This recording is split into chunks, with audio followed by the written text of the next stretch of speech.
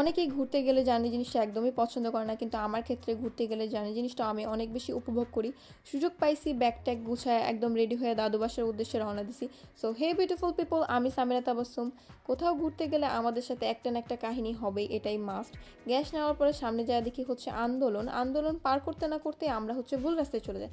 কি একটা কথা, পরে আমরা আবার ব্যাক করি। ব্যাক করার পরে যমুনা সেতুতে পৌঁছানোর পরে আমি হচ্ছে অ্যাস্থেটিক ভাব নেওয়ার জন্য জানলা খুলে দিই, কিন্তু সব চুল এসে মুখে পড়তেছিল। তো ভদ্র মানুষের মতো আবার জানলা উঠাই দিছি।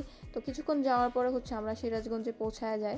সিরাজগঞ্জে পৌঁছায় যাওয়ার পর আমরা একটু ব্রেক নিতে চাইতেছিলাম, কারণ আব্বু হচ্ছে একটানা গাড়ি চালাইতেছিল আর আমাদের অনেক বেশি খিদাও লাগছিল। সেই জন্য ফ্রেশ হওয়ার পরে আমরা হচ্ছে খাবার অর্ডার দিলাম।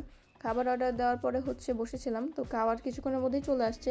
তো হচ্ছে খাওয়া দাওয়া করার পর আমরা হচ্ছে দই মিষ্টি নেওয়ার পর আবার রওনা দিই।